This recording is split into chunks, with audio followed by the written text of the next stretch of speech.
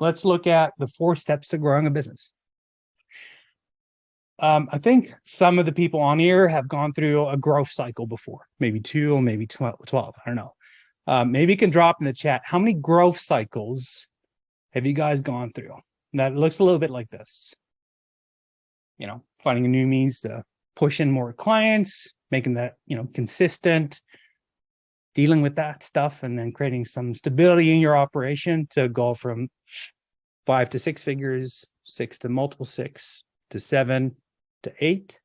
For us to grow a business, we need to adapt our leadership first by making a decision to push for growth. The results need to follow that decision. We need to get more clients than we can actually handle. Then the operation needs to adapt by being agile. So we're not going to over-engineer the expectation. We're just going to deal with it. It sucks for operational people, but we will persevere. So we have to be agile, and then we stabilize when we see it's actually consistent. Okay.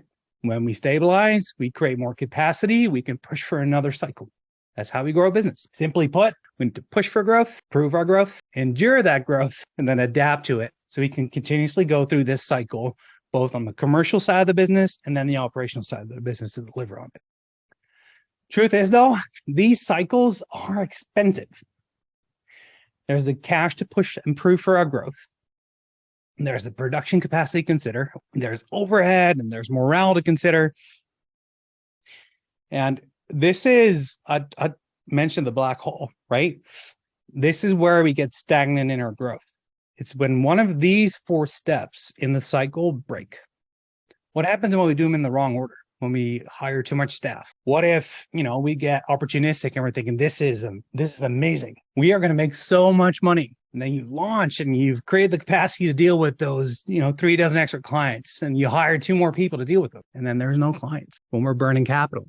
It's where we spend a ton of overhead figuring all that stuff out without proof. We're opportunistic and impatient. We sometimes over-engineer our processes before we prove them. We may hire the wrong people at the wrong time. And we may hire based on a shred of proof instead of some consistency. Does that sound familiar?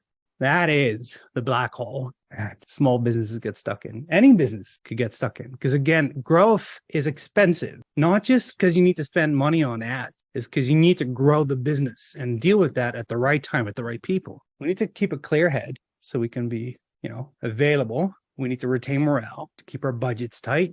We need to have the capacity to grow. We need to stay on top of acceleration. Don't just put your head down and get the work done. We need to keep driving, minimize repetition, and double down on expansion to grow the business in the right order. You want to talk about that?